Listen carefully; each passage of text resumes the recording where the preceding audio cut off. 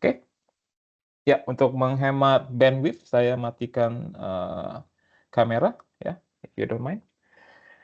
Oke, sekali lagi, selamat pagi Bapak dan Ibu. Terima kasih sudah meluangkan waktunya ya, waktu kalian yang cukup yang sibuk gitu ya, tapi tetap kalian meluangkan waktu untuk hadir ke acara, sharing session kami ya. Jadi, perkenalkan dulu ya, nama saya Christian, saya, Regional Sales Manager yang fokus di area, heavy industry dari Bentley System gitu ya. Dan seperti yang sudah dijelaskan oleh, Ibu Nesi dan juga oleh, Pak Pung ya, jadi basically untuk sharing sesi hari ini saya akan deep dive into, bagaimana, BIM 4D, teknologi itu bisa berpotensi untuk memitigasi, project delay dan juga cost overrun, yang di mana tadi Pak Pung sudah menjelaskan cukup sangat, baik gitu ya, what is the impact gitu ya mengenai delays dan juga cost overrun ya. Lalu untuk, agenda yang akan, kita bahas, hari ini gitu ya. Jadi basically ada main, mohon yang baru join, tolong di, mute ininya, mikrofonnya. Ya, terima kasih.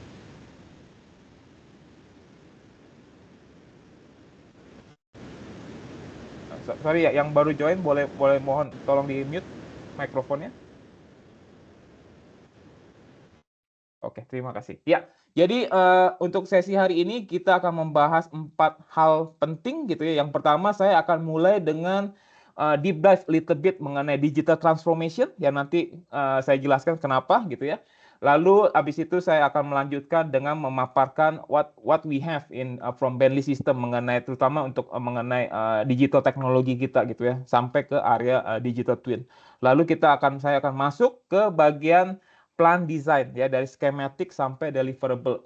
Entah, dan ini applicable buat either onshore project ataupun offshore project gitu ya. Lalu setelah itu saya akan baru masuk ke bagian, 4D, teknologi, 4D BIM teknologi yang di mana akan diperuntukkan untuk visual planning, field execution, productivity tracking, dan juga project delivery, oke?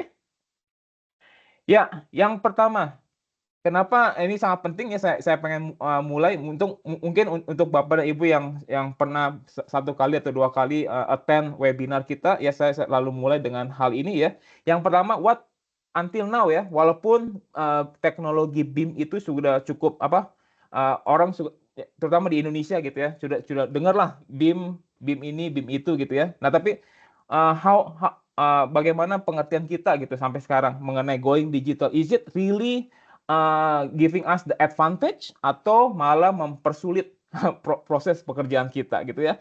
Nah, umumnya kalau misalnya saya tanya ini ya feedback yang saya selalu dapat itu langsung sekitar, 6 hal ini. Yang pertama of course when we are talking about, going digital ya umumnya setiap orang pasti berpikir, oh langsung BIM, IoT, AR, VR, mobile technology, cloud technology gitu ya, big data ataupun dan yang sekarang yang paling populer adalah AI.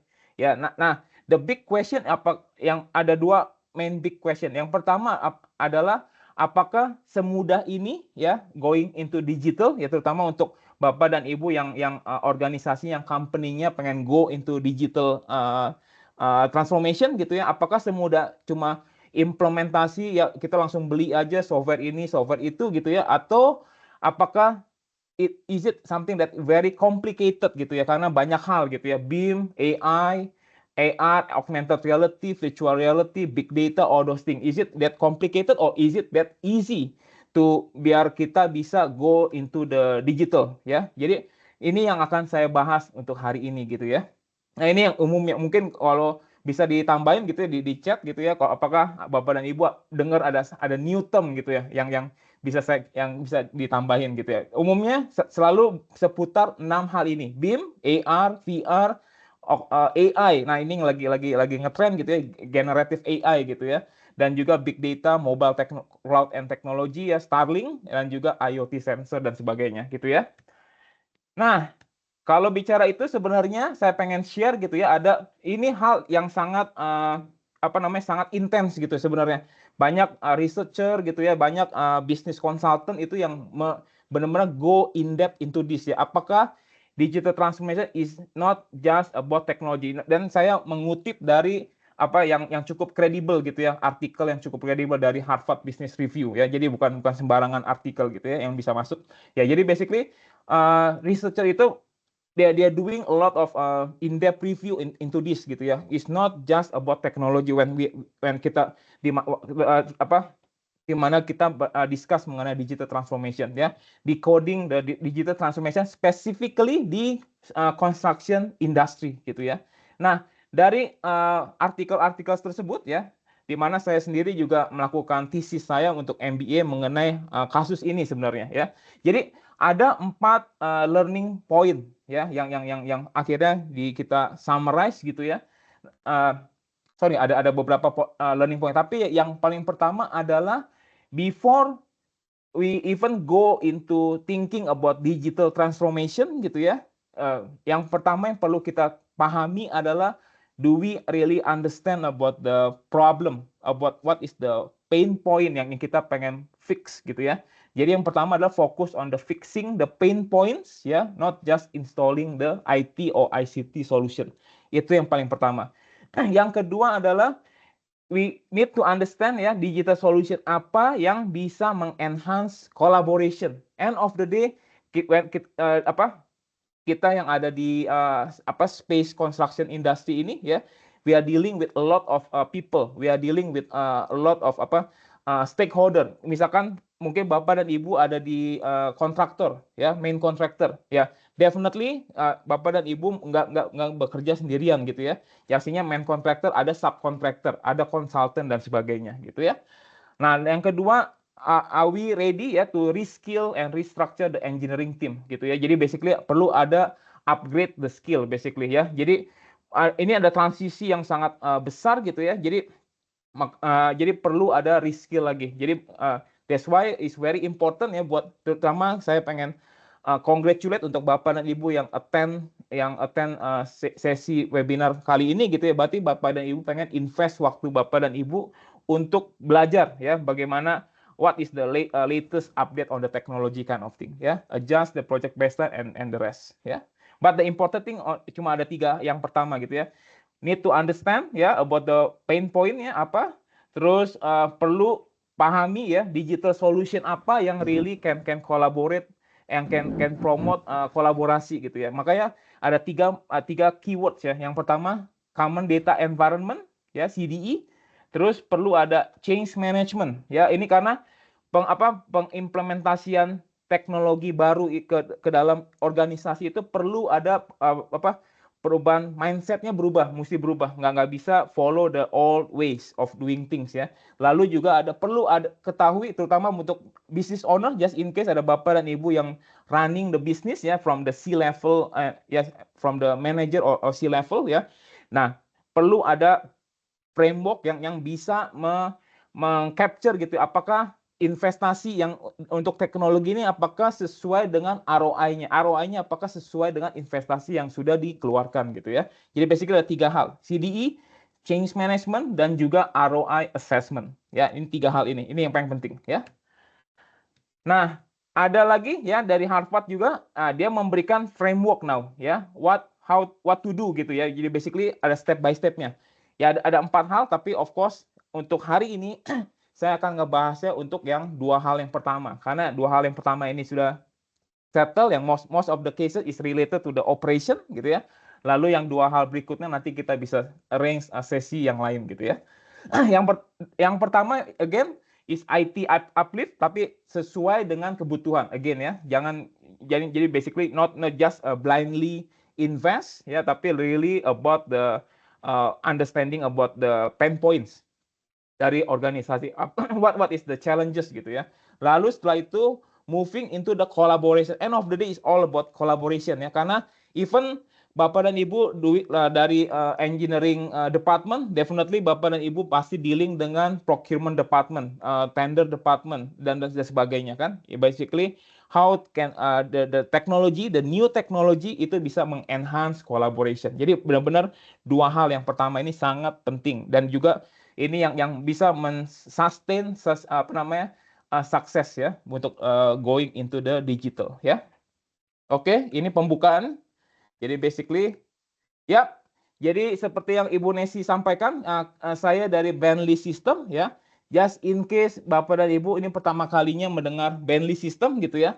Ya mungkin Bapak dan Ibu sudah pakai beberapa produk kita kayak misalkan untuk structure kayak StatPro, atau tadi Pak Pung menyampaikan sudah ada sesi pertama gitu di awal di Q1 gitu ya mengenai open roads ya untuk civil design dan juga untuk drainage design. Nah, mungkin but we are more than that ya. Bentley as the whole itu kita adalah solution provider yang dimana kita sangat niche, kita sangat spesifik, kita fokus untuk satu area di mana itu area di infrastructure segment gitu ya.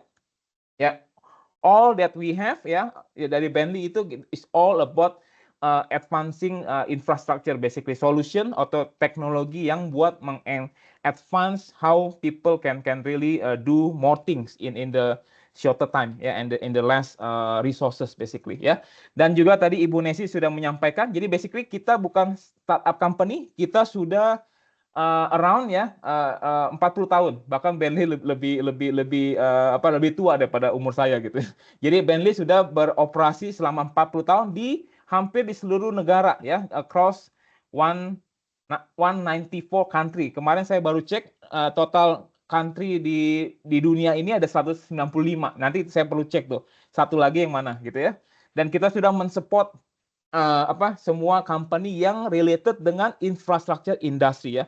What does this data means ya gitu? It means selama 40 tahun ya, of course every year, every time ya, kita selalu doing our own research and development to make our solution better gitu ya. Dan yang paling penting lagi, kita dealing with 41,000 plus keep counting gitu ya. Users basically ya, all dia feedback gitu ya dari all over the world ya, all the best practice itu kita implement ke solution kita. Jadi Bapak dan Ibu bisa yakin ya, semua teknologi yang kita deliver itu we already encapsulate semua best practice dari semua user kita gitu ya. We provide the best solution gitu ya. Dan yang paling penting adalah yang saya perlu tekankan adalah di Bentley we are not just one of that two solution yang mungkin Bapak dan Ibu ketahui misalnya StatPro, Plaxis dan sebagainya, tapi we actually provide a very full life cycle project solution. Jadi basically kita ada solution yang of course dari awal ya, pada masih fase awal di design and engineering stage ya, kita ada solution yang untuk mengcapture hal itu. Lalu setelah itu masuk ke fase konstruksi ya, again kita follow your process also ya. Jadi basically dari proses kan selalu mulai dari feasibility study dan sebagainya, lalu masuk ke fase konstruksi, lalu setelah konstruksinya selesai hand over ke project owner ya. Kita juga ada solution yang mengcover operational ya, jadi basically how to take all the sensors dan sebagainya. Jadi basically we have a full complete life cycle solution ya. Jadi basically dari awal sampai akhir dan sustainable ya, dari any changes, any A&A works later on can be done ya. Dan kenapa ya? Kenapa we really concern to have a full life cycle?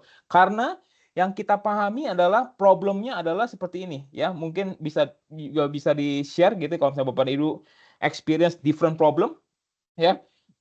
Umumnya sekarang kita di era informasi, era data gitu ya. Era data meaning what ya? Meaning adalah the old ways of doing things, the manual ways ya. Typically kita akan selalu follow the flow gitu ya. Yang pertama mulai dari feasibility planning study ya. Setelah tim udah spend a lot of time and resources gitu, build up all the data ya, all the information. Nanti setelah di handover, nanti pasti ada data loss ya. Anytime data itu di handover dari satu stage ke stage lainnya, itu pasti ada data loss. That is what is happening from the design until completed, submit ke tender, di approve, nah masuk ke bagian bidding ada data loss. Nanti bidding masuk ke konstruksi ada data di build up ya. Nanti setelah handover ke klien ya, project owner, nanti ada data loss lagi dan seterusnya. Jadi basically all of this makanya kita pengen men-solve hal ini. Nah, caranya gimana? Dengan adanya karena we have a complete full life cycle solution ya. Approach kita adalah model based solution ya. Jadi basically instead of a data loss ya, semua data yang Bapak dan Ibu develop dari satu fase ke fase lainnya itu bisa dipakai ya, dan of course dari apa namanya? Apa, dari setiap fase itu sendiri kita melakukan efisiensi ya. Jadi basically something yang mungkin Bapak dan Ibu perlu waktu 1 minggu misalkan, 1 minggu dan juga 5 orang misalkan ya. Nah, dengan teknologi kita yang efisiensikan proses itu ya, Bapak dan Ibu mungkin bisa menyelesaikan dalam waktu 3-4 hari. Jadi save time 2 hari. Dan juga instead of five manpower ya, sekarang kita pengen reduce manpower yang mungkin jadi 3. Jadi at least ada save time waktu dan juga save time dari resources ya. Dan yang paling penting adalah datanya itu bisa langsung dipakai ke fase berikutnya tanpa ada data loss ya. Jadi datanya itu keep on compounding ya, the data getting smarter and smarter as the progress is moving gitu ya. Jadi fase visibility tadi, fase design ya, fase construction, nanti dari construction selesai handover datanya langsung ke owner gitu ya. Nanti ownernya bisa langsung apa namanya, pakai data dan dia bisa melakukan dia punya proses basically for maintenance dan juga operation. Jadi basically our approach ya yang akan saya sampaikan hari ini adalah we have this model based data, model based approach gitu ya. Yang dimana kita percaya akan memberikan efisiensi terhadap proses pekerjaan gitu ya. Nah, dari going down gitu ya, secara layman term ya, what is the solution gitu ya. Nah, kita of course di Bentley kita ada solution yang mengcover CAD ya. Habis itu BIM ya, ini yang mungkin sudah familiar. Nah, dan juga ada yang lebih populer yang lagi inting ya di bidang konstruksi hari ini gitu ya. Itu kita sebutnya sebagai digital twin ya. Jadi di Bentley ini we have all of this ya. Dan kita bisa mensupport digital transformation journey dari perusahaannya Bapak dan Ibu gitu ya, dari CAD, BIM dan digital twin. Dan in fact ya, CAD is your first step of going digital basically. Sebelum CAD kita doing things in the manual, in the paper, pen and paper ya. Jadi sekarang CAD, dengan adanya CAD ya, nah jadi Bapak dan Ibu bisa melakukan digital, udah start your digital journey. But now the question is moving, because CAD there's a limitation ya. It all talks about lines, only lines, points and lines. That is what CAD can do. But BIM can do more. We are talking about 3D environment plus some intelligent. But of course there is some limitation. Now digital twin itu dari BIM enhance dengan data, live data ya. Dan sekilas saja mengenai digital twin. Jadi idenya adalah digital twin ini bicara tentang kita membentuk replika, virtual replika ya. Kayak misalkan kalau Bapak dan Ibu mungkin dengar dari Meta gitu ya, Facebook parent company gitu ya, dia ada yang namanya metaverse. Nah, digital twin ini metaverse-nya untuk construction. Ya, idenya adalah now ini physical asset ya yang ada di lapangan, yang Bapak dan Ibu kerjakan di lapangan ya. Sekarang kita create di replikanya, digital replikanya. Jadi basically an as-built virtual as-built-nya ya. Next time all this information ya from all your survey ya, GIS, reality modeling, terrain, subsurface, 2D, 3D, 4D, 5D ya, dan the rest ya is all available in the model ya. Benefitnya apa ya? Benefitnya adalah next time kalau misalnya Bapak dan Ibu perlu ditanya gitu mungkin sama manajemen ya, mereka pengen mereview vessel di sini, misalkan water tank atau apapun gitu ya. Instead of kalian cek gitu ya di cari PDF-nya dan sebagainya. Mohon maaf ya untuk yang baru join boleh di mute mic-nya. Terima kasih. Ya, jadi basically nanti semua informasi itu available within button click. Ya, jadi kalian klik, everything that is you need is available here. Ya, instead of checking the PDF, checking all your hard copy, ya, nah everything is all available here. Ya, in even dari 4D dan 5D simulationnya juga. Ya. Dan open up a lot of benefit gitu ya. Dari mana terutama untuk owner dan operator gitu ya. Nah, nanti kalian bisa connect dengan sistem kalian, ERP system dan sebagainya untuk connect dengan IoT sensor dan sebagainya ya. That is the possibility yang kita bisa provide until the digital twin solution ya. Oke, masuk ke bagian project ya. Ya, typically ya, kalau kita bicara project, of course ini kita selalu understand ya ada dua hal ya. Project itu either you are doing greenfield completely dari nol, dari scratch ya, kalian build up a new facility ya dari scratch. Nah, typically is easier karena kalian design from the scratch gitu ya. But what will happen kalau misalkan Bapak dan Ibu dealing sama brownfield project ya. Basically sudah ada asetnya, fasilitasnya sudah ada dan perlu ada modifikasi. Problemnya dengan brownfield terutama untuk plant ya, aksesnya itu sangat sulit ya. Jadi basically perlu approval dan perlu safety dan sebagainya. Jadi basically not every day Bapak dan Ibu bisa ke site gitu ya. Dan anyway no problem ya, we have the solution for these two things ya, greenfield dan juga brownfield ya. Dan juga solution kita again mengenhance collaboration ya, balik lagi ke poin di awal saya gitu ya. Jadi ini sangat mensupport tadi finding dari researchers ya mengenai how to make sure the digital transformation can work effectively ya. Solution kita mensupport CDE dan juga mensupport collaboration basically ya. Of course at any time any project always dealing with a lot of stakeholder ya. Nggak cuma main kontraktor tapi juga ada subkontraktornya sendiri aja ada banyak gitu ya, ada subkontraktor untuk besi, subkontraktor untuk scaffolding dan sebagainya ya, dan we want to get everybody come on board into one same information gitu ya. Dan juga kita dealing nggak cuma satu hal gitu ya, setiap project pasti definitely dealing sama survei ya, GIS data.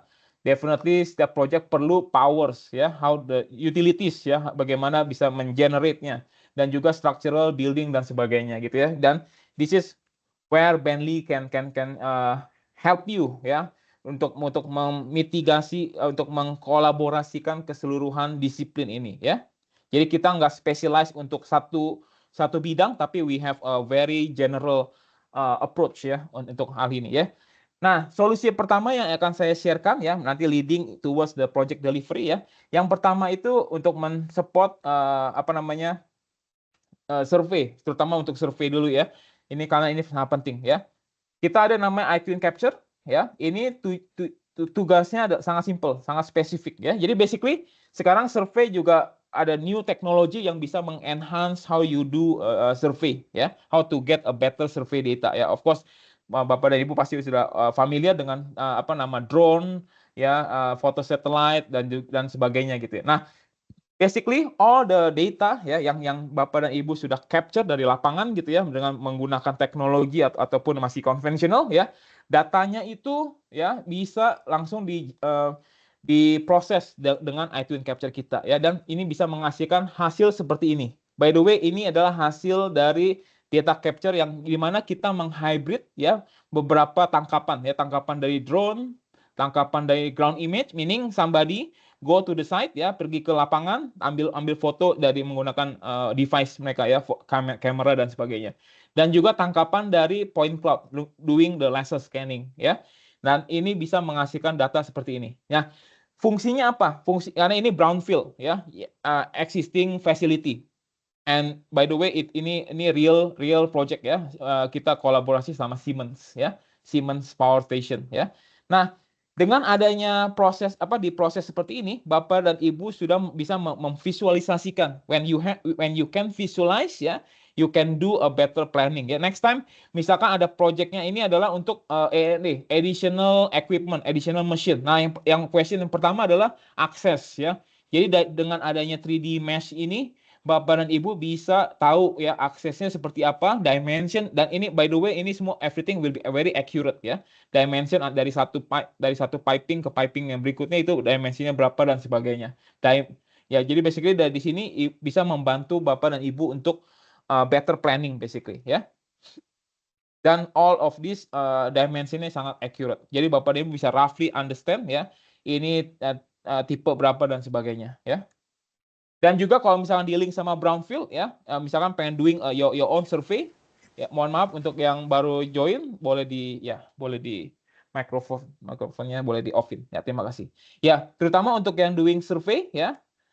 Same thing, flying the drone ya, or the drone capture ya, itu nanti bisa diproses di iTwin Capture kita. Ya, dan sangat seperti yang Bapak Ibu dan lihat ya, ini benar-benar the real contour yang kita tangkap gitu ya.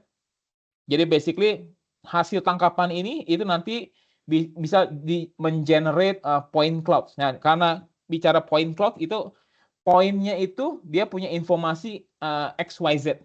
Ya, makanya untuk keperluan makanya bisa di breakdown something like this ya. Jadi karena dia XYZ ya, dari poin satu ke poin berikutnya tergantung Bapak dan Ibu pengen ngecek dimension, luasan atau mau ngecek volume. Nah, everything can be done ya dari hasil proses ini ya. Roughly untuk kan mungkin pengen tahu volume galiannya seberapa banyak dan sebagainya ya.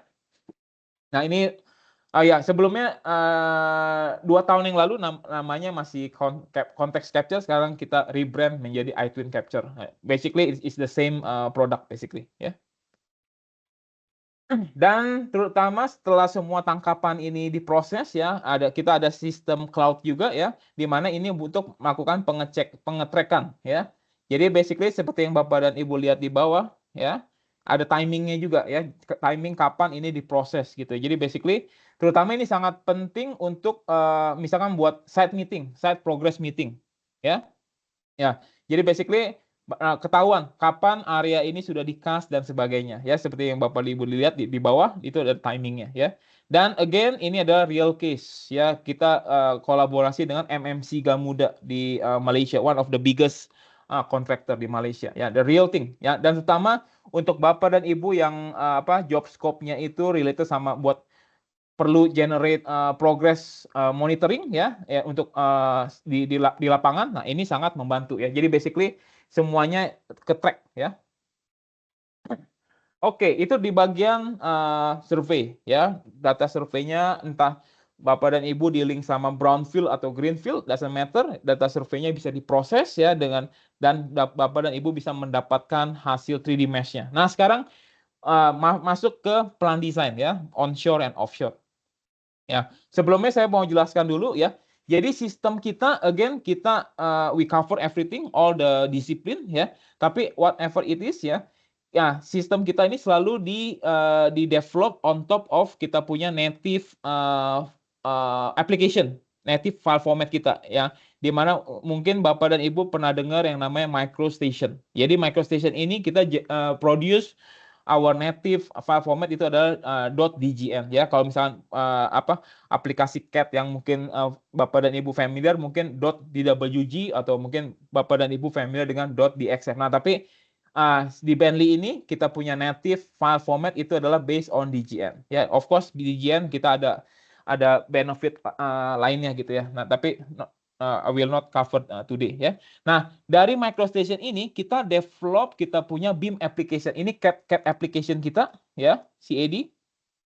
Nah, dari sini kita mendevelop aplikasi BIM kita itu dari based on MicroStation. Ya, jadi misalkan kita ada basically everything that related to your project ya. Kalau misalkan Bapak dan Ibu dealing sama roads ya, we have a very specific BIM untuk roads ya. Jadi open road. Jadi basically all the library yang related dengan road design ya, desain jalan raya gitu ya. Itu semua di cover di open roads gitu ya. Entah kalau misalnya Bapak dan Ibu di open rail ataupun plan ya, kita ada namanya open plan. Ini sangat spesifik. Jadi basically we do a specific ya. Jadi kita punya BIM application itu bukan one size fit all tapi benar-benar spesifik ya. Kalau misalnya tergantung project ya. Jadi ini semoga mempermudah pemilihan gitu ya. Jadi kalau misalnya Bapak dan Ibu dealing sama doing some plan project, of course solusinya adalah open plan ya. Selalu dimulai dengan kata open gitu ya. Karena kita pengen aplikasi kita adalah open environment by the way ya. Kita nggak spesifik untuk Bentley saja, tapi we can collaborate with other application also. That's the meaning of our open environment. Dan yang kedua itu adalah sesuai dengan project. Jadi kalau misalnya plan, ya of course everything about the plan. Nah, Makanya again open ya. Makanya kita basically we are really open for collaboration basically. Jadi we can accept many type of file format ya. Ini adalah tipe-tipe file format yang bisa kita baca ya. Dan tadi saya sudah jelaskan di bagian hasil 3D mesh, hasil processing gitu ya. Nah, kegunaannya apa? Terutama untuk Bapak dan Ibu dari BIM team gitu ya, yang perlu generate 3D modelnya. Nah, sekarang dengan adanya apa namanya hasil 3D mesh yang tadi sudah diproses di iTwin Capture ya.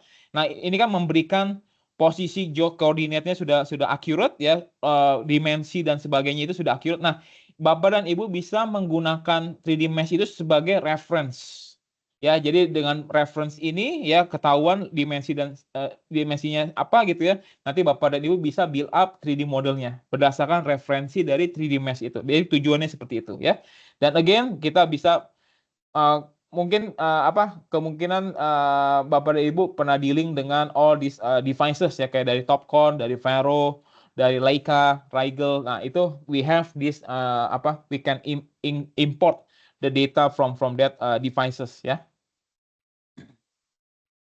Oke, nah ini kurang lebih idenya seperti ini. Mohon maaf, ini sampelnya building, tapi hopefully you can imagine ya kalau misalnya doing sama plan ya.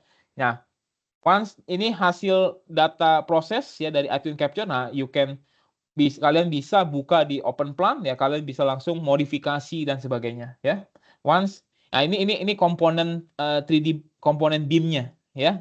Artinya adalah ini kalian bisa generate quantity, kalian tahu ini materialnya apa dan sebagainya ya. Ini semua ini sebenarnya hanya referensi ya, the real reference ya.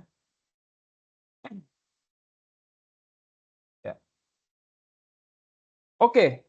Open plan ya, what do we have ya. Jadi basically kita again kita selalu bicara fokus dengan proses. Apa sih proses yang biasanya tim tim dari plan yang kerjakan gitu ya. Nah, everything definitely always start from the PNID ya, karena PNID ini adalah blueprintnya gitu ya. Blueprint sebelum before the plan project is even started ya. Somebody ya, the piping team dan sebagainya itu mereka bakal spend time ya buat generate PNID-nya dulu biar ketahui ya dari pump ini lari ke mana dan sebagainya gitu ya. Lalu dari PNID ini nanti layout engineer namanya umumnya disebut layout engineer ya. Nanti dia bisa pakai PNID ini untuk dia bisa prepare lokasi pipe supportnya di mana, lokasi generatornya di mana dan sebagainya. Itu dipakai di open plan modeler kita gitu ya. Nah, end of the day all about deliverable ya.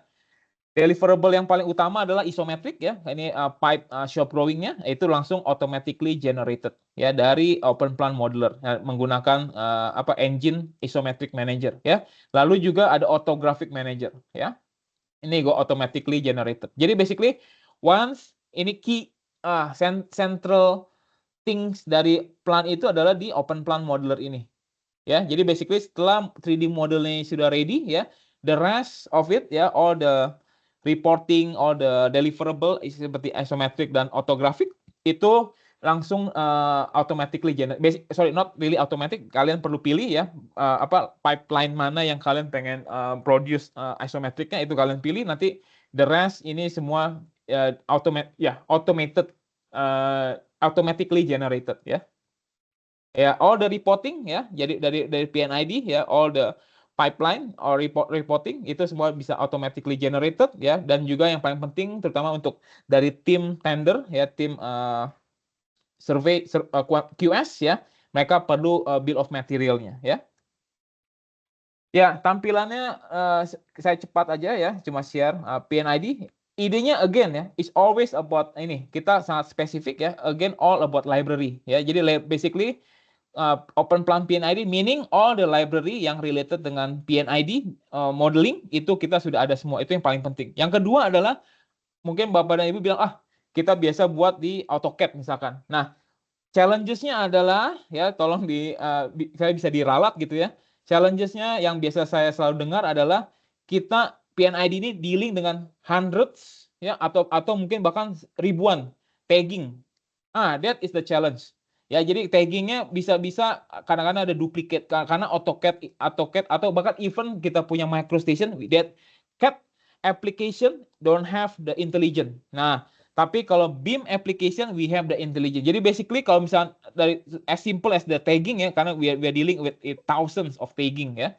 Nah, nanti kalau misalkan ada taggingnya sudah diregister, next time kalau misalkan ada tim lain yang lanjutin kerjaan, misalkan PNID-nya sangat besar gitu ya, jadi perlu di break gitu ya, ada tim A, tim B, tim C, for example ya. Nanti kalau misalkan tim yang lain ngerjain ya, nanti taggingnya itu just continue ya. Kalau misalnya dia pakai tagging yang sudah dipakai, nanti ada notifikasi dan sebagainya. Nah itu perbedaan signifikannya, ada dua hal. Yang pertama, of course di AutoCAD ya mungkin Bapak dan Ibu sudah ngerjainnya bertahun-tahun gitu, jadi basically kalian tinggal copy paste. Tapi in case ada tim yang baru ngerjain ya, buka di AutoCAD buka di CAD application, entah AutoCAD dan sebagainya. Kalian perlu spend time ya. Jadi basically ini adalah hal yang kita udah save your time basically. Jadi all the library is already available ya. Nah, habis itu dipakai di Layout Engineer untuk pemodelan 3D modelnya ya.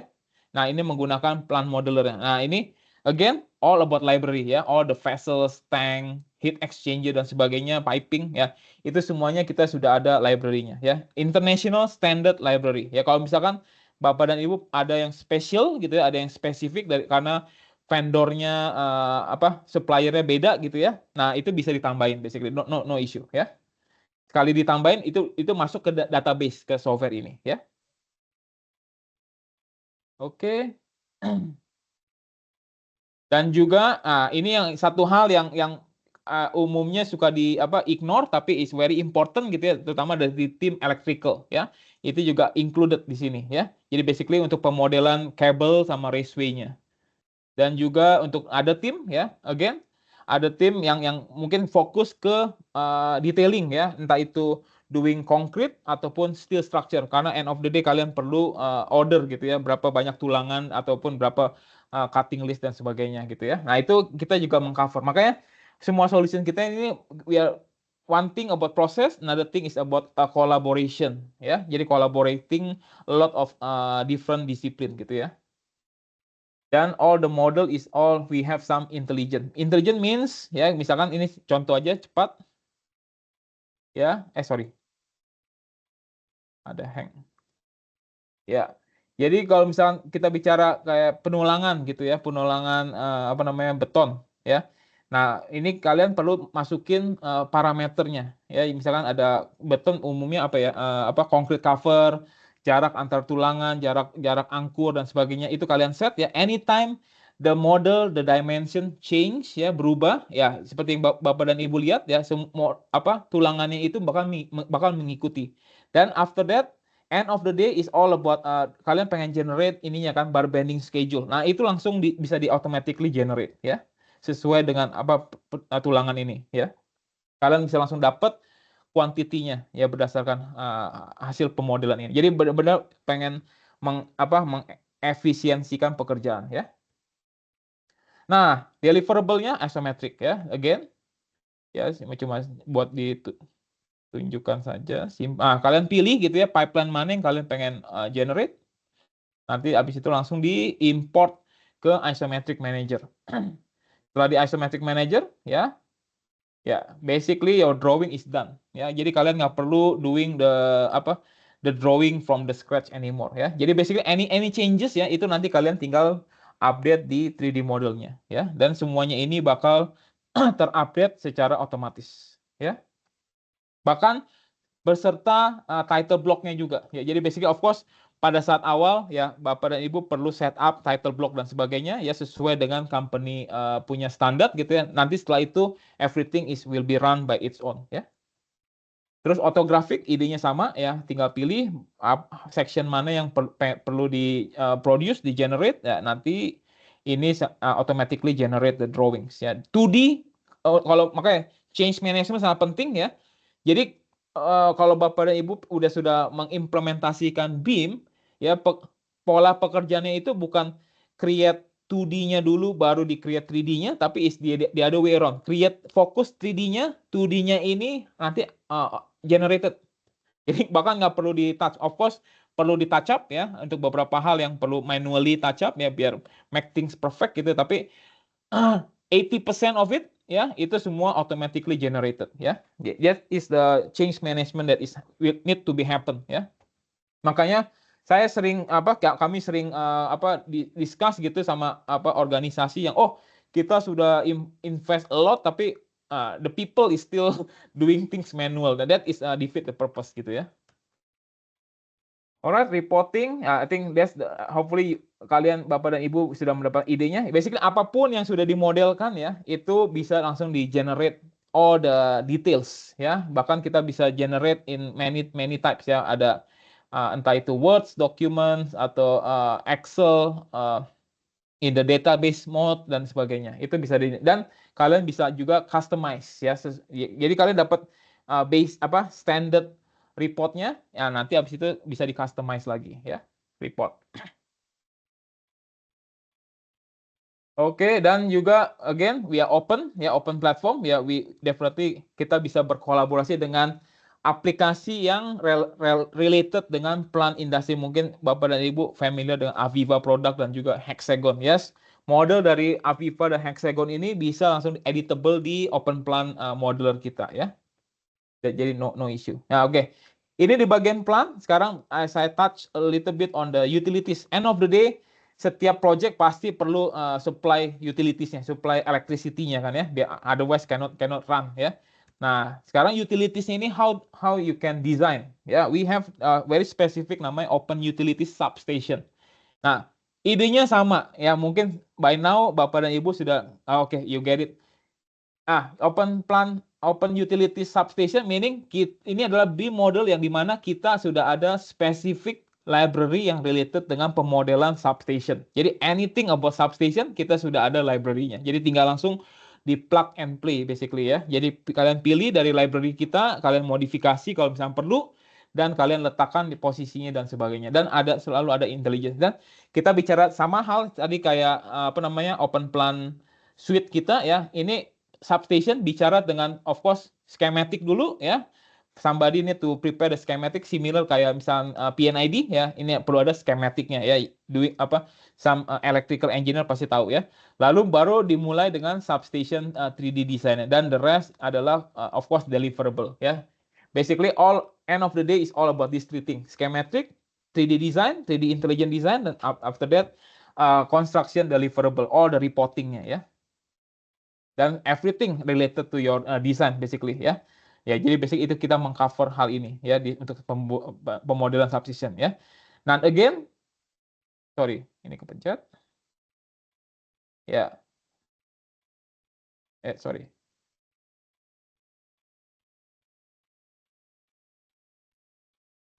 Ya, dari data tangkapan capture tadi ya drone, kalian survei di lapangan ya, habis itu diproses ya, dapat the real contour dari lapangan gitu ya, dari hasil proses di iTwin Capture. Kalian bisa langsung pakai ya, menjadikan referensi kalian untuk pemodelan substationnya. Jadi ada beda level dan sebagainya gitu ya. Karena sangat mempengaruhi fondasi dan sebagainya ya.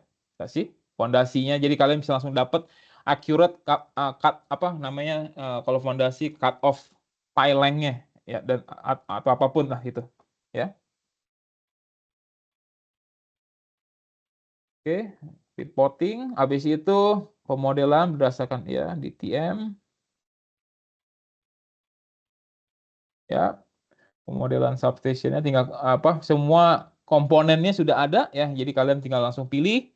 Dan terus misalnya pemodelan untuk kabelnya dan sebagainya itu kita sudah input intelligence-nya. Jadi biasanya berdasarkan parameter yang Bapak dan Ibu sudah apply gitu ya. Misalkan dimensi berapa, apa kabelnya perlu dibengkokkan seperti apa, itu semua otomatis itu ya.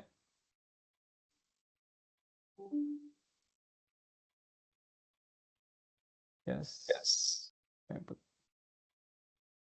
Oke. Lalu doing the clash detection ya, clashing mungkin antara kabel dan equipment dan sebagainya ya. So software BIM umumnya ya itu of course we have this kind of technology ya buat pengecekan. Jadi ini kita bisa memforesee sebelum things happen ya, sebelum dilakukan di lapangan, ketahuan oh ada clashing dan create problem ya, make a delay. Ya, nah, before that ya kita do a proper planning. Jadi kita udah tahu dulu ya potential clashing-nya ada di mana, kita sudah mitigate dulu. Nah, maka that's all about it ya. 4D itu nggak bicara langsung kita langsung masuk ke scheduling dan sebagainya, tapi we start from the first thing first gitu ya. Jadi sebelum we go down to the drain ya, kita sudah mulai dulu melakukan a proper analysis about project kita gitu. Jadi pada saat pelaksanaan everything of course our end goal is we want to have a very smooth process in the construction gitu ya. Jadi basically this is what we can do to make it happen really. Ya, end of the day drawing ya, again idenya sama ya. Once the 3D model is done, the rest of it is just history ya. So kalian tinggal pilih section mana yang pengen di generate ya, everything is all will be automatically generated ya. Jadi kalau misalnya ada changes ya, itu majority need to perlu di update di 3D modelnya. The rest of this 2D is all automatically generated. Ya. Report, of course, idenya sama. Ya, basically everything about your utilities. Ya, mungkin ini lebih untuk semoga ada bapak dan ibu yang doing this from the electrical department ya, yang doing this substation design. Ya, so this will be something that relevant to you. Ya, all your reporting will be available here. Ya. Oke, itu bagian pemodelan. Nah, sekarang kita masuk ke how it can connect ke tim struktur, tim piping, ya. End of the day, ya, hasil dari pipe support dan sebagainya gitu ya, terutama untuk piping, ya. Nah, ini kita bisa mengkolaborasikan dengan aplikasi Bentley lainnya yang kalau mungkin struktur mungkin Bapak dan Ibu mungkin bisa cukup familiar dengan yang namanya StatPro gitu ya. Jadi idenya adalah tadi 3D model yang sudah di generate ya. Itu Bapak dan Ibu bisa langsung pilih masuk jadi ISM, dan nanti di ISM itu model dari plan modeler itu di convert jadi ISM. Nanti ISM ini bisa dibaca oleh StatPro, dan pada saat di-convert ke StatPro, Bapak dan Ibu sudah mendapatkan framingnya. Jadi save your time ya, framingnya sudah dapat ya. Ini sangat accurate by the way. Dan juga dimension yang sudah di preliminary dimodelkan di 3D model ya. Nanti dari sini save time untuk Bapak dan Ibu dengan dalam hal pemodelan ya. Nah, nanti dari sini Bapak dan Ibu tinggal lanjut dengan aplikasi loading pembebanan gitu ya. Nanti kalau misalkan ada area yang ternyata perlu dimodifikasi ya, mungkin baloknya perlu diperbesar atau kolomnya dan sebagainya perlu tambahin bracing dan sebagainya, kalian update di StatPro-nya, nanti kalian balikin lagi ke model awal, itu nanti bisa ternotifikasi juga. Itu konsep yang pertama. Yang kedua adalah end of the day, karena pipe ini structure ini by the way ini untuk ada axis karena untuk mensupport piping ya. Ya, kalau untuk plan itu piping itu yang take the priority. The first priority is piping. Nah, pipingnya sama. Jadi ini save time untuk Bapak dan Ibu dari tim piping ya untuk pemodelan geometri pipeline-nya ya. Jadi basically pipeline-nya bisa dapat langsung dari model di 3D model ini. Jadi Bapak dan Ibu bisa pilih pipeline mana yang mau dimodelkan, mau didesain. Nanti ini modelnya masuk ke aplikasi kita yang namanya AutoPipe ya, untuk melakukan pengecekan pipe stress-nya ya, tegangannya pada saat dikasih loading di pipingnya ya. Jadi saving time-nya di situ. Nah, another thing yang lebih important. Nah, dari piping sudah dapat loadingnya ya, masuk ke structure ya. Tim struktur umumnya kami selalu mendengar problemnya adalah karena piping ini sangat simple ya, simple model ya. Tapi in the reality piping ini sangat kompleks. Structural engineer dealing with hundreds or even thousands ya, ribuan pipe loads ya, di mana mereka perlu begadang gitu. Jadi perlu loadingnya itu satu-satu 1000 loading gitu ya, 1000 point loads ya. Perlu benar-benar agak ngejelimet. Nah, we have the solution ya. Jadi basically AutoPipe dengan StatPro ini seamless interoperability. Jadi basically hasil model dari pipe stress, dari auto pipe itu bisa langsung dibuka di Start Pro. Jadi loadingnya itu bisa langsung masuk ke ke pemodelan di Start Pro. Ya, again, it's all about saving your time ya, and about talking about the efficiency juga ya. Nah, saya pengen bahas hal ini ya. Nah, autopipe ini apa? Ya, in case ini pertama kalinya Bapak dan Ibu mendengar autopipe gitu ya. Ini basically everything about your pipe stress analysis ya, itu di cover di autopipe kita ya. All the loadings ya, seismic, vibration, wind dan sebagainya itu kita cover ya di autopipe. Dan ini bukan a new product ya. Jadi basically ini sudah dipakai oleh top notch EPC company like Chiyoda ya, like JGC, Technip, Alstom, JCC Corporation, Mitsubishi dan sebagainya. Jadi benar-benar we are there basically ya. Kita sudah we are in the market for long time as well ya. Jadi it's not a new product ya, it's very established dan juga sudah dipakai oleh top notch EPC players gitu ya. Nah, it's all about this ya in the model ya, dan kita mengcover many types of loading, terutama untuk Bapak dan Ibu yang dealing dengan offshore ya. Autopipe is also can help you for your subsea pipeline ya. Mungkin di Indonesia atau di South Asia nggak ke cover snow, itu nggak ada snow ya. Of course saya berharap ada snow, tapi unfortunately we don't have snow ya. Nah, tapi wave ya itu kita cover ya. All the dynamic related ya, all the natural frequency is you can analyze di autopipe kita ya dan sebagainya. And we cover, of course we cover all the international standards ya related dengan entah itu mengenai power plan, process plan dan sebagainya. We are complying to that standard ya. Dan again, always about the collaboration ya, interoperate ya, not just within Bentley, tapi we collaborate with other application ya. Entah itu two way ya, of course kalau Bentley product definitely it will be two way collaboration ya. Two way collaboration, but some like PDMS ya, E3D ya, we can still support the two way. PDS we have one way. Jadi basically kita bisa ambil modelnya dan tapi unfortunately kalau misalnya ada edit ya yang dilakukan di autopipe ya, it can be done nggak bisa dibalikin ke aplikasi awal gitu ya.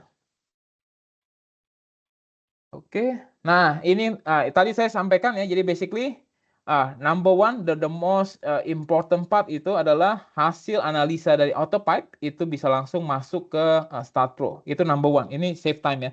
Number two, technically ya, autopipe dan Start Pro ini kita memperform pipe structure interaction. Jadi basically stiffness ya dari pipe itu sendiri, kita bicara steel pipe ya. Pipe itu sendiri they have stiffness ya. Jadi basically it is not just simply loading. Pipe itu bisa contribute some stiffness ya. Jadi basically ya semua stiffness dari pipe, stiffness dari struktur itu there is we are doing the interaction ya. Jadi basically you will get a more accurate analysis ya by combining this autopipe dan Start Pro ya. Of course we can generate all the types of report in many format ya. Crashing ya. Itu bagian pipeline. Nah, kita juga ada pressure vessel ya, just in case ada Bapak dan Ibu yang specifically doing pressure vessel heat exchanger ya. Itu namanya ada autopipe vessel ya. Shell or tube heat exchanger ya. Itu we cover that ya di autopipe vessel ini. Oke, itu bagian onshore ya. Jadi basically ada open plan, ada substationnya, ada buat pemodelan kabel. Nah, sekarang how about the offshore ya? Nah, offshore ini ada beberapa main type ya. Jadi basically mungkin Bapak dan Ibu pernah mendengar offshore kita mungkin SACS gitu ya. Tapi mungkin jarang yang dengar namanya Moses gitu ya. Nah, kita ada dua basically. Ada SACS dan juga ada Moses ya. Kapan Bapak dan Ibu perlu consider SACS dan kapan Bapak dan Ibu perlu consider Moses atau hybrid ya. Nah, basically untuk SACS itu adalah in general, our general response is SACS ini hanya bisa digunakan untuk dua tipe ini. either fixed platform or compliant tower. Ya, basically anything yang platformnya itu masih ada connected sama seabed. Nah, yang masih bentuknya fix itu Saks can do it ya basically. Nah, the rest of it ya of course sekarang kan kita bicara very deep sea ya. Nah, everything that yang floating ya, everything here ya kalian perlu mengconsider combine ya. Jadi efek dari floatingnya ini di cover oleh Moses ya. SACS-nya itu mengcover topside kalian. Ya, again, the topside-nya connected dengan platformnya ya. Nah, topside-nya itu di cover Saks, dan tapi efek dari floating itu perlu di-combine, analisanya hanya bisa dilakukan di Moses. Jadi basically ada dua hal ini ya. Ya. Semoga ini memberikan pemahaman baru gitu ya. Nah, untuk SACS kita ini ya kita banyak tipenya. Nah, jadi kita we make things simple gitu ya. Jadi kita ada ini saya sebut sebagai main prosesornya. Jadi sebelum everything you do ya, ini kalian perlu ada dulu ya, either itu basic, advanced ataupun ultimate, dan yang lainnya itu additional add-ons ya. Kita ada fatigue dan juga collapse dan juga untuk file structure interaction ya. Dan of course kalau misalkan Bapak dan Ibu ada doing project yang related dengan wind power, ya kita ada bundle namanya Open Wind Power, ya. Nah, apa kegunaan yang umumnya people using Saks gitu ya. Nah, ini yang cukup sekarang ada banyak project yang cukup popular nih. Project related dengan decommissioning, ya. Jadi basically all platform ya, old jacket ya itu mereka pengen pindahin ke tempat baru gitu ya. Nah, we can help you on that ya. Jadi basically jadi one of the main feature of Saks ya kita ada decommissioning tools ya, di mana you can easily ya cut area karena ini yang consideration adalah kalian perlu tahu kapasitas crane-nya yang buat nanti lift up ini jaket ini ya seberapa besar gitu. Nah, kalian bisa melakukan analisa dengan menggunakan decommissioning tools ini dari Saks. Ya, lalu kalian melakukan pengecekannya ya, apakah still structurally okay or not. Ya, ini one of the best feature. Nah, terus ya ini buat edukasi gambaran gitu ya. Nah, kalau misalnya Bapak dan Ibu dealing sama new project wind turbine gitu ya. Jadi ada beberapa tipe ya.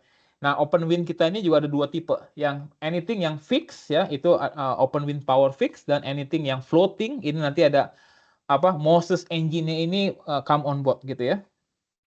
Nah, kalau misalkan single monopile ini bisa interoperate dengan Plaxis ya, Plaxis monopile designer ya. Plaxis ini. Jadi ini hasil dari reaction dari SACS itu bisa langsung dilarikan di Plaxis ya. Lalu nanti Bapak dan Ibu bisa melakukan pengecekan lebih lanjut. Oke. Ya, wind power, ya everything about kalau fix ya kita cover di fix foundation. Ya. Dan juga kalau misalkan ya ini imagine kalian bisa memodelkan efek dari wave dan current di benar-benar di lautnya gitu ya. Nah, ini adalah Moses in practice lah basically. Nah, question-nya adalah kenapa hal ini penting ya, terutama untuk Bapak dan Ibu yang doing offshore ya, because karena offshore kan kita dealing sama very huge investment gitu ya. Projectnya offshore itu compare sama project onshore itu mungkin bisa 2 atau 3 kalinya gitu ya. Nah, this thing ya kita basically deliver jaket dan sebagainya itu kita fabrikasi di online gitu ya, nanti dikirim ke lepas pantai gitu. Definitely we don't want to bad thing to happen basically. Nah, makanya analisa dari SACS dan Moses ini sangat penting ya. Jadi basically ini untuk memitigasikan ya. Jadi basically meminimize atau bahkan menzerokan ya, menolkan resiko dari problem basically ya. Jadi sebelum kalian deliver ke lapangan gitu ya, ke lepas pantai ya, basically everything already dipelajari gitu. Makanya sangat penting untuk apa namanya, untuk dilakukan lah basically. Dan the rest of it ya, karena end of the day ya nanti kan ujung-ujungnya kan all the piping ini apa mode dari SACS ini ya, top site-nya itu nanti kalian bisa menjadikan referensi di mana kalian nanti bisa buka di open plan model, dan the rest of it is just the same way lah basically. All the piping itu nanti semua dimodelkan di open plan. Jadi SACS ini juga bisa apa berkolaborasi, berinteroperability dengan open plan ya. That's the point. Oke, itu di bagian desain ya. Jadi basically dari visibility tadi sampai desain. Nah, sekarang masuk ke bagian how we can control this project gitu ya. Nah, kita masuk ke area 4D ya. 4D ini sebenarnya as simple as kita punya apa namanya informasi 3D-nya ya, 3D intelligence kita tambahkan dengan elemen waktu ya, live elemen waktu gitu ya. Nah, makanya kita jadi 4D. Jadi ini BIM-nya sudah ready. Nah, sekarang we have we include the time element. Time element ini dapat dari mana? Dapat dari schedule kalian gitu ya. Nah, again, comeback di Bendy kita selalu mulai dari sebenarnya problemnya apa sih sebenarnya ya. Basically apa ada metode Gantt chart dan sebagainya itu udah metode yang bukan baru gitu ya. Metode yang sudah apa diaplikasikan dari semua construction people itu sudah lama gitu. But why there is still a problem when it comes into the project reality gitu ya. Nah, we dig down ya, we go deeper ya. Actually it's very simple. The problem is ya karena ada gap ya, basically problemnya cuma satu hal, gap antara yang kalian plan ya, schedule yang kalian plan dengan yang actual di lapangan. Nah, gapnya kenapa? Gapnya bisa oke. Ini bukan rocket science. Gapnya itu adalah kolaborasinya mungkin kurang optimum ya, komunikasi di lapangan ya kurang optimum dan sebagainya. Basically that's the thing gitu ya. Jadi problemnya sebenarnya bukan rocket science, jadi nggak perlu doctorate gitu yang buat apa mereview kenapa ada problem. Tapi problemnya as simple as ada gap antara plan dengan actual, dan kalau di deep dive again ya, the problem is actually very simple gitu ya. Ada kolaborasinya kurang optimum, dan juga komunikasi dan juga dokumentasi umumnya ya. Jadi 3 hal tuh, ada kolaborasi, komunikasi, dan juga dokumentasi gitu ya. Nah, this is where we want to help ya. We want to fill the gap gitu ya. Makanya kita ada aplikasi yang kita sebut sebagai Synchro ya, untuk mengcover 4D analysis ini ya.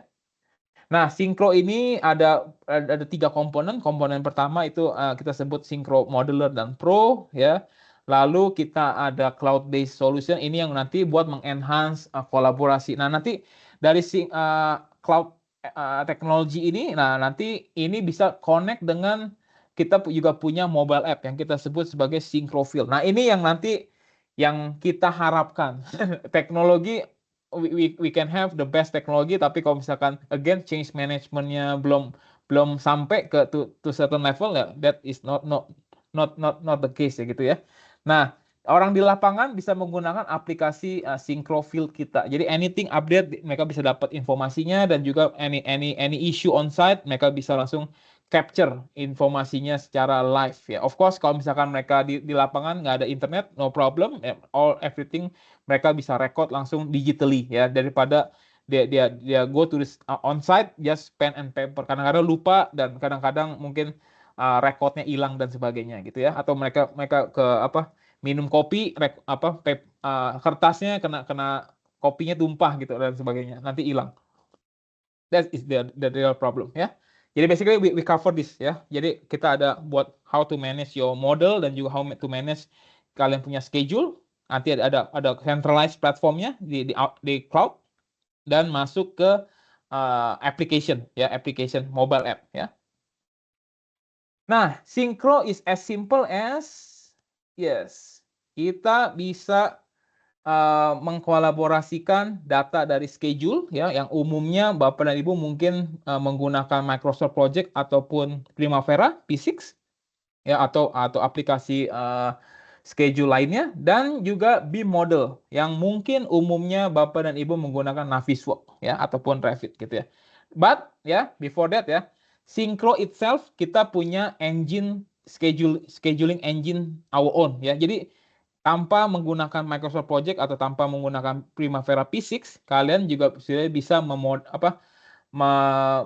proceed dengan scheduling kalian di Synchro karena kita ada engine-nya ya. Jadi basically it can save you ya. You bisa saving your investment ya for the scheduling application ya pakai Synchro ya. Nah, lalu habis itu Navisworks sama halnya. Navisworks kan just doing the collaboration ya, coordination gitu ya. Nah, Synchro also have the engine to do that. Ya, jadi your BIM model ya is just a matter of this BIM model, BIM file ya kalian bisa langsung koordinasi di dalam Synchro itself. Ya, di Gian atau bahkan Revit. Ya, modelnya langsung masuk ke Synchro. Jadi kalian langsung do your coordination di Synchro. Jadi save again another saving time. Kalian ya bisa remove ini, bisa remove ini juga. Ya, tapi of course we don't want kita nggak ingin mendisrupt kalian punya work process. We are here to complement ya, to make things better ya. Jadi Synchro bisa jadi your centralized platform ya, buat mengcombine data schedule dan juga your BIM model ya. Nah, what is the function ya? Number one ini visual planning. Nah, kalau doing your old way of doing things ya, manual way ya, mungkin schedule ini kita bicara ratusan item pekerjaan atau bahkan ribuan, again, always ribuan. Complicated kan ya, dealing dengan multiple stakeholder. Imagine kalau misalnya nggak ada visualisasi ini ya, ini nggak ada, imagine ini nggak ada, bayangin Primavera kalian gitu ya, ini nggak ada ratusan, nah something like this. Bahkan the people ya mungkin ditanya gitu randomly ask spot check, ini kalian tahu ini di mana gak? Nah, in most of the cases mereka bakal bingung, mereka pengen ngecek dulu. Nah, that is actually already waste a lot of time ya. Jadi idenya dengan adanya ini kita pengen make things visible ya, at least within one click ya. Kalian tahu oh ini nih nge-refer ke segmen ini, areanya di sini, drawingnya ini. Ya, jadi basically this is how we are we are coordinating ya antara schedule dan juga BIM model. Ya, makanya when people can have the visible gitu ya, tahu ya lokasinya, oh dia udah bisa membayangkan what they need to do basically ya.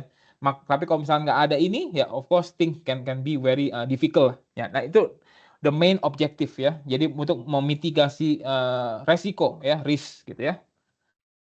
Yang kedua juga buat doing a proper planning ya, karena now kita meng-leverage teknologi 3D BIM gitu ya. Kalian sudah ada modelnya, kalian bisa langsung doing your own planning ya.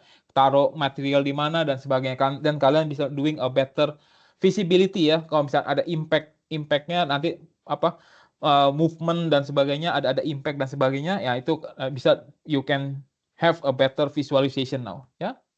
Health and safety ya, kalian bisa langsung mitigasi, oh lokasi mana nih yang kira-kira prone to danger ya, banyak bisa terjadi kecelakaan. Nah, itu bisa kalian pinpoint lokasinya anytime ya, next time. Oh kan kalau misalnya pekerja gitu ya di lapangan, mereka ngeliat oh di daerah ini oke, noted ya. Jadi orang-orang yang melakukan pekerjaan mereka tahu oh ada visualisasi, oh daerah ini be careful ya, hati-hati Pak ya. Nah, nanti bisa ada kecelakaan dan sebagainya. Nah, scaffolding dan sebagainya. Jadi everything is visible. This is what it means by visual planning ya.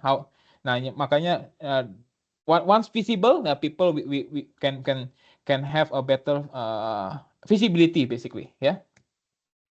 Dan juga the most important, terutama untuk tim planner ya, doing some scenario comparison ya. Mungkin pada saat tender terutama ya, kalian punya ada option ya, entah ini pakai bangunan konkrit aja, beton aja, atau steel structure ya, baja atau komposit atau hybrid dan sebagainya. Itu kalian can compare multiple baseline ya. Yang mana yang bisa memberikan yang lebih cepat ya. Of course nanti kalian end of the day ya, UUD ya, ujung-ujungnya finance ya, ujung-ujungnya budget. Nah, nanti kalian bisa langsung compare. Oh, kalau misalkan pakai metode ini ya, bahkan misalkan even kalau misalkan kalian pengen proceed dengan concrete structure ya, nanti cara kasnya bagaimana, kas di daerah mana dulu dan sebagainya, itu kalian bisa doing your advanced study ya, dengan adanya bantuan ini Syncro ini ya. Dan of course ya, we have this kalian bisa cek ya, value graph-nya seperti apa, S-curve dan sebagainya, itu bisa di-generate juga di dalam Syncro ini ya. Oke. Nah, terus pada saat meeting ya, now you can do a better bisa melakukan better simulasi ya. Meeting sekarang kita bicara simulasi. Nanti semua orang tahu sekarang sudah sampai di mana ya. Ya, tanggal sekian, nanti ekspektasi minggu depan seperti apa, sampai mana, nanti bisa di-compare.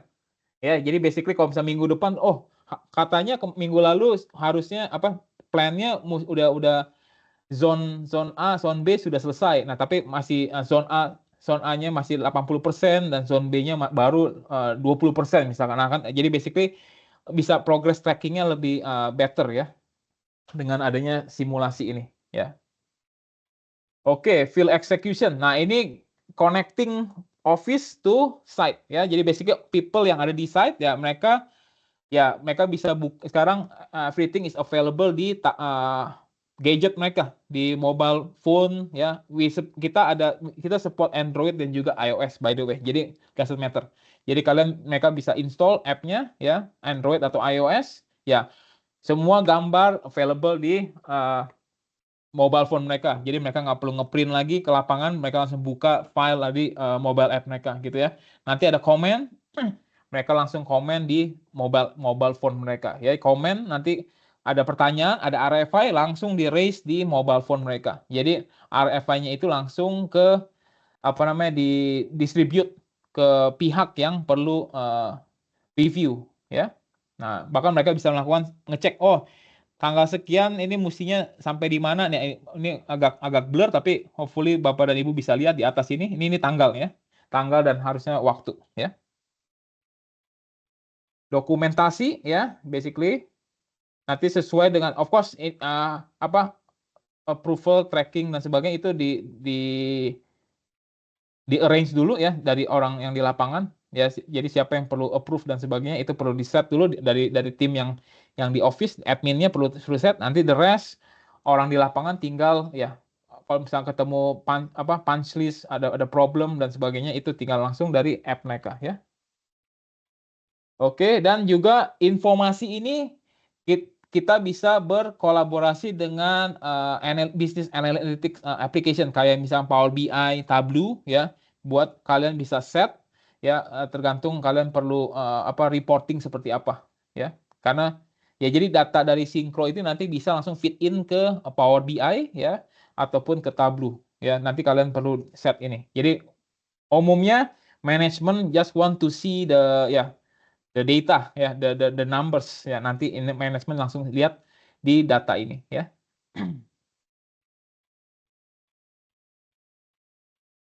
Oke, finally, nah project delivery ya.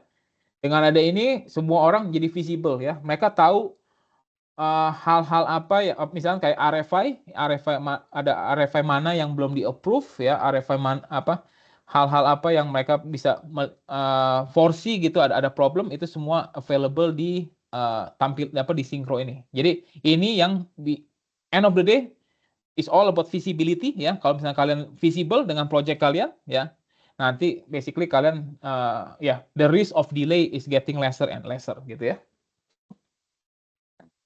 Jadi instead of bahkan kami selalu ada mendapatkan feedback gitu ya. Jadi one of the delay ya sometimes comes from the just waiting ya, nungguin approval. Ya itu saya dapat feedbacknya, kami dapat feedbacknya seperti. Nah ini dengan ada sistem ini ya, kalian tadi di sini ya, ada di oke. Kalian bisa set ya, bisa set workflow. Siapa yang perlu review dan siapa yang perlu approve itu kalian bisa set. Nanti semuanya itu ke track ya. Dan basically ketahuan, jadi siapa yang accountable ya buat proses tersebut ya. Jadi kalian bisa langsung follow up accordingly. Oke. Ya, all the documentation pada saat nanti kalian perlu deliverable ya. Of course kalian perlu submit as build dan sebagainya ke klien ya, ke owner.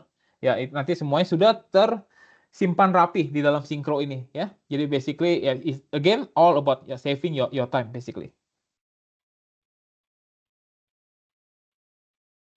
Oke, that's ya jadi saya membahas tadi kan dari awal ya. Again, the important part ya, yang kalau kita bicara 4D effective 4D assessment gitu ya, itu nggak cuma kita langsung beli software 4D dan expect everything will run smooth. Oh, that is not the case ya. Jadi basically again ya, come back ke hasil research dari reviewer gitu ya. Jadi basically yang pertama adalah perlu understand your pain point again, dan juga buat biar efektif tuh it takes from the bottom up ya. Jadi we do the first thing first correct. Jadi misalnya dari pemodelan ya, bagian desain, the 3D BIM-nya sudah everything is perfect ya, then after that you can move ke 4D assessment gitu ya. Dan when you come into the 4D assessment, everything will be run very better and smoother ya. Yap, oke. Kita masuk ke bagian success story ya. Basically di Bentley itu kita selalu tiap tahun kita selalu mengadakan namanya kayak Grammy Awards lah, Grammy Awards buat user kita gitu. Di mana mereka ada kesempatan untuk men-sharekan ya success story mereka untuk dalam pengerjaan project mega project mereka menggunakan Bentley application dan bagaimana impact-nya gitu ya. Nah, dan umumnya dari Indonesia kita selalu ada gitu ya, terutama dari tim dari Wijaya Karya ataupun Waskita ataupun Hutama Karya gitu ya, mereka selalu sharekan dia punya success story gitu ya. Nah, basically all of this ya, again is always about boils down into these three things ya. Number one is always about the reduction, makanya dengan adanya mereka mengimplement proper digital solution gitu ya. Nah, these ada three things yang mereka bisa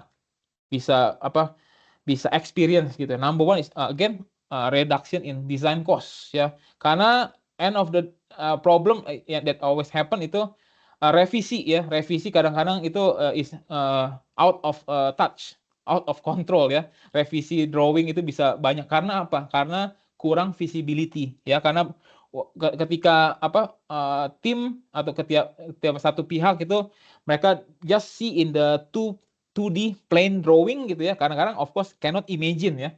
Tapi kalau misalnya kita ngelihatnya dari 3D ya, of course it can give a better perspective gitu ya. Nah, dan kalau pas mereka lebih visible dengan apa sih yang sebenarnya mereka pengen bangun gitu ya. Nah, of course they can think better and they can see what is the potential issue or those things. Nah, sebelum hal itu terjadi mereka sudah eliminate ya. Jadi mereka can do a reduction in design cost. Jadi lesser revision gitu ya. Nanti decrease in delivery time. Jadi basically mereka bisa deliver faster ya, project design drawingnya atau bahkan constructionnya bisa can be deliver faster ya. Ada improvement. Terus of course design errornya itu reduction ya. End of the day ya, everything here ya, itu mensupport tadi yang Pak Pung sampaikan gitu ya, bagaimana bisa deliver faster dan cheaper basically, can save cost more gitu ya, dua hal ini ya.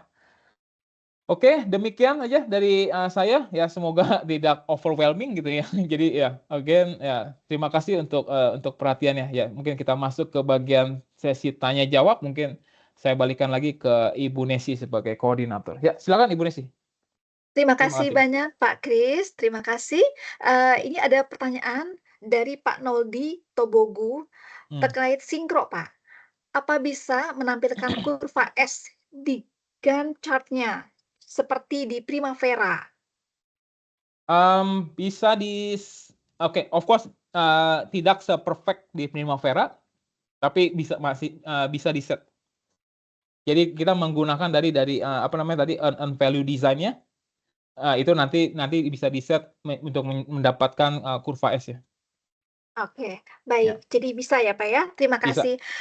Bapak dan Ibu mengingatkan kembali untuk mengisi link absensi yang tertera di kolom chat, yang mana berguna untuk nanti penulisan di sertifikat, di e-certificate, dan juga apabila, Bapak dan Ibu memerlukan evaluation, license setelah webinar ini. Terima kasih. Apakah masih ada, pertanyaan lagi dari Bapak dan Ibu? Bisa raise hand atau tulis di kolom chat.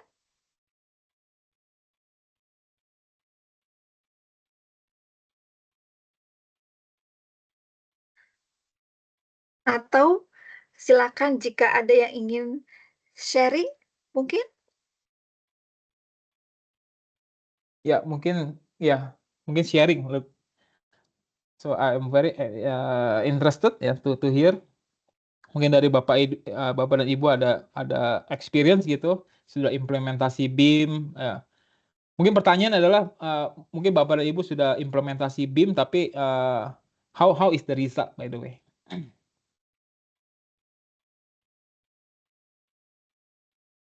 Apakah BIM membantu pekerjaan atau malah sebaliknya, malah make things complicated? Dan kalau misalkan ada yang menjawab iya, ya this is where maybe we can have more discussion ya, more in-depth discussion ya, one to one discussion. Ya.